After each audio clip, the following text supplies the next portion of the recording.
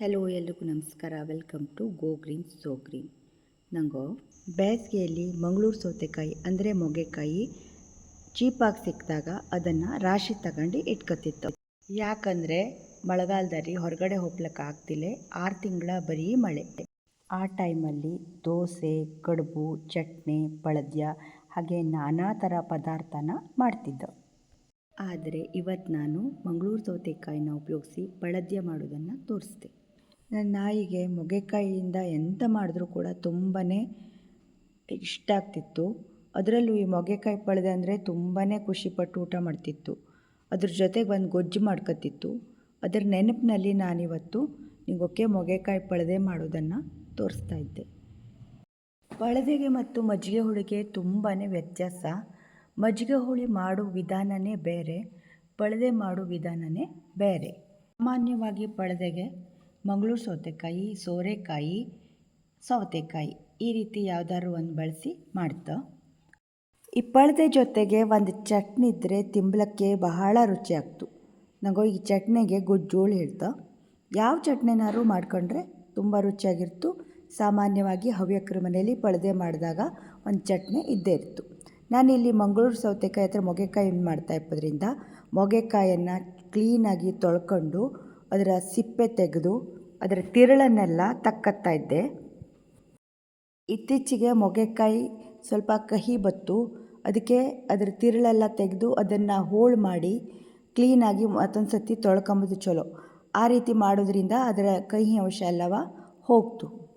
ಇದನ್ನು ನೆನಪಿನಲ್ಲಿ ಇಟ್ಕೊಳ್ಳಿ. ಮಂಗಳೂರು ಸೌತೆಕಾಯಿಯ ಅಥವಾ ಮೊಗೆಕಾಯಿಯನ್ನು ಕಟ್ ಮಾಡಿ ಒಂದು ಸರ್ತಿ ತೊಳ್ಕೊಳ್ಳೋ. ಇಲ್ಲಾಂದರೆ ಒಂದೊಂದು ಮೊಗೆಕಾಯಿ ತುಂಬ ಕಹಿ ಬತ್ತು.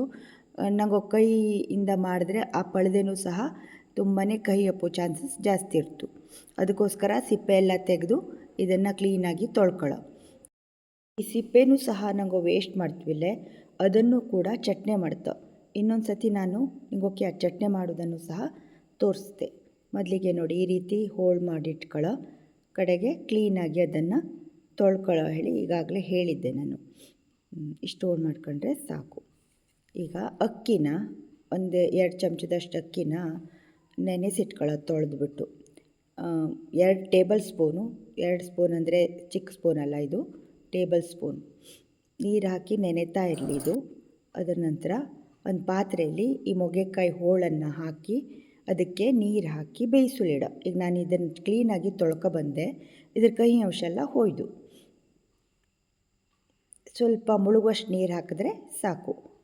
ಇದು ಬೇಗ ಬೆಂದೋಗ್ತು, ಮುಚ್ಚಿಟ್ರೆ ಸಾಕು. ಈಗ ನೋಡಿ, ಈಗ ಅಕ್ಕಿ ನೆನೆದ್ದು ಇದನ್ನು ಮೊದಲು ಒಂದು ಮಿಕ್ಸಿ ಜಾರಿಗೆ ಹಾಕಿ ಬೀಸ್ಕೊಬಪ್ಪ. ಸ್ವಲ್ಪ ತರಿ ತರಿ ಇದ್ದರೆ ಸಾಕು. ಇದು ತುಂಬ ನೈಸ್ ಬೀಸಳಿಲ್ಲ, ಸ್ವಲ್ಪ ರವೆ ಅಷ್ಟಾದರೆ ಸಾಕು. ಈಗ ಇದನ್ನು ಒಂದು ಪಾತ್ರೆಗೆ ಹಾಕಿ ಮತ್ತು ಅದನ್ನು ಮೊದಲೇ ಬೇಯಿಸ್ಕೊಳ್ಳೋ. ಯಾಕೆಂದರೆ ಅದು ತಳ ಹಿಡುವಂಥ ಚಾನ್ಸಸ್ ಇರ್ತು. ಈ ಅಕ್ಕಿನ ಬೇಯಿಸ್ಕೊಂಡು ಆದ ನಂತರ ಸ್ಟವ್ ಆಫ್ ಮಾಡಿ ಅದನ್ನು ಸೈಡಲ್ಲಿಡಿ. ಈಗ ಮೊಗೆಕಾಯಿ ಬೆಂದು ಇದಕ್ಕೆ ನಾನು 2 ಚಮಚ ಉಪ್ಪು ಹಾಕ್ತಾಯಿದ್ದೆ. ಅದರ ಜೊತೆಗೆ ರುಚಿಗೆ ತಕ್ಕಷ್ಟು ಒಂದು ಸ್ವಲ್ಪ ಬೆಲ್ಲ ಬೇಡ ಅಂದರೆ ಸ್ಕಿಪ್ ಮಾಡಿ. ಒಂಚೂರು ಅರಿಶಿನ ಹಾಕಿ ಮುಚ್ಚಿಟ್ಟಿದ್ದೆ. ಆ ಬೆಲ್ಲ ಉಪ್ಪು ಎಲ್ಲ ಹಿಡ್ಕೊಳ್ಳಿ. ಈಗ ಒಂದು ಮಿಕ್ಸಿ ಜಾರಲ್ಲಿ 1 ಕಪ್ ಕಾಯಿ ತುರಿನ ತಗೊಳ್ಳೋ. ಅದಕ್ಕೆ ಒಂದು 3 ಹಸಿಮೆಣಸು, ಖಾರ ಹೆಚ್ಚಬೇಕಿದ್ರೆ ಹೆಚ್ಚು ಹಾಕಂಬ್ಲಿ. ಎಳ್ಳಿಗೆ ಒಂಚೂರು ಇಂಗು, 1 ಚಮಚ ಜೀರಿಗೆ, ಅರ್ಧ ಚಮಚ ಸಾಸಿವೆ ಅಥವಾ 3/4 ಚಮಚ ನುಣ್ಣಗೆ ಬೀಸ್ಕೊಬರೋ. ನಂತರ ಈ ಬೆಂದದ್ದಕ್ಕೆ ಬೀಸೋದನ್ನು ಹಾಕಿ ಆಮೇಲೆ ಅಕ್ಕಿಯನ್ನು ಬೇಯಿಸಿಟ್ಕೊಂಡಿದ್ವಲ್ಲಿ ಅದನ್ನು ಹಾಕಿ ಚೆನ್ನಾಗಿ ಕುದಿಸೋ. ಎಷ್ಟು ಬೇಕೋ ಅಷ್ಟು ನೀರು ಹಾಕ್ಕೊಂಡು ಕುದಿಸಿದ್ರಾತು. ಇದು ಬೇಯುಲಕ್ಕೆ ರಾಶಿ ಹೊತ್ತಾಗ್ತಿಲ್ಲ, ಯಾಕಂದರೆ ಅಕ್ಕಿನ ಮೊದಲೇ ಬೇಯಿಸಿಟ್ಕೊಂಡಿದ್ವಲ್ಲಿ ಬೇಗ ಕುದಿ ಬಂದೋಗ್ತು. ಮತ್ತು ನೋಡಿ, ಕನ್ಸಿಸ್ಟೆನ್ಸಿ ಇಷ್ಟಿದ್ದರೆ ಸಾಕಾಗ್ತು. ಮತ್ತು ನೀರು ಹಾಕೊಳ್ಳಿಲ್ಲ, ತುಂಬಾ ತೆಳ್ಳಗೇನೂ ಅಲ್ಲ, ತುಂಬ ದಪ್ಪನೂ ಅಲ್ಲ. ಚೆನ್ನಾಗಿ ಇದು ಕುದಿ ಬಂದು ಈಗ ನಾನು ಸ್ಟವ್ ಆಫ್ ಮಾಡ್ತಾಯಿದ್ದೆ. ಸ್ಟವ್ ಆಫ್ ಮಾಡಿ 2 ಸೌಟು ಮೊಸರು ಹಾಕೋ. ಸಿಹಿ ಮೊಸರನ್ನೇ ಹಾಕೋ. ಆದಷ್ಟು ಸ್ವಲ್ಪ ಹುಳಿ ಇದ್ದರೆ ನಡೆತು. ಈ ರೀತಿ ಮಿಕ್ಸ್ ಮಾಡಿದ್ರೆ ಸಾಕು. ಮೊಸರು ಹಾಕಿ ಕುದಿಸ್ಬಿಟ್ರೆ ಒಂಥರ ತೆಳ್ಳಗಾಗಿ ಅದರ ಕನ್ಸಿಸ್ಟೆನ್ಸಿ ಎಲ್ಲ ಹಾಳಾಗೋಗ್ತು, ರುಚಿನೂ ಕೆಟ್ಟೋಗ್ತು. ಈ ರೀತಿಯೇ ಮಾಡೋ.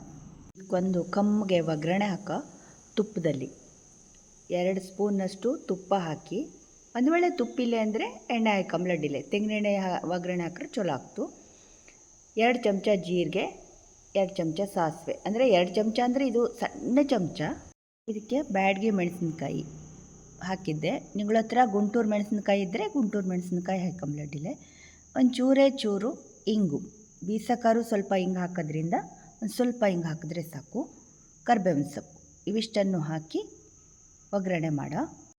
ಹೊರಗಡೆಗೆ ಚಳಿ ಇದ್ದರೆ ಈ ರೀತಿ ಒಂದು ಪಳದ್ದೆ ಮಾಡ್ಕೊಂಡ್ರೆ ತುಂಬಾ ರುಚಿ ಆಗ್ತು. ಕೆಲವರು ಇದನ್ನು ಪೊಳಜ್ಜ ಹೇಳ್ತ, ಕೆಲವ್ರು ಪಳದ್ಯ ಹೇಳ್ತ, ಕೆಲವ್ರು ಪಳದೆ ಹೇಳ್ತ. ಹೀಗೆ ಹೆಸರು ನಾನಾ ಥರ, ಆದರೆ ರುಚಿ ಅಂತೂ ಅದ್ಭುತ. ಒಂದು ಸರಿ ನೀವು ಮನೇಲಿ ಮಾಡಿ, ನಿಗಳು ಮಜ್ಜಿಗೆ ಹುಳಿ ಇಷ್ಟನಾ ಅಥವಾ ಈ ಪಳದ್ಯ ಹೇಳೋದನ್ನು ನನಗೆ ಕಾಮೆಂಟ್ ಮೂಲಕ ತಿಳಿಸಿ. ನನ್ನ ಈ ವಿಡಿಯೋ ನಿಗೋಕ್ಕೆಲ್ಲ ಇಷ್ಟ ಆಯ್ದೋಳು ಅನ್ಕತ್ತೆ. ನಿಗಳು ಫ್ಯಾಮಿಲಿ ಆ್ಯಂಡ್ ಫ್ರೆಂಡ್ಸಿಗೆಲ್ಲ ಶೇರ್ ಮಾಡಿ. ಇನ್ನೊಂದು ವಿಡಿಯೋದೊಂದಿಗೆ ನಾನು ಸಿಗ್ತೆ. ಅಲ್ಲಿ ತನಕನೂ ಎಲ್ರಿಗೂ ಕೂಡ ತುಂಬಾ ಧನ್ಯವಾದಗಳು. Thank you. ಬಾಯ್.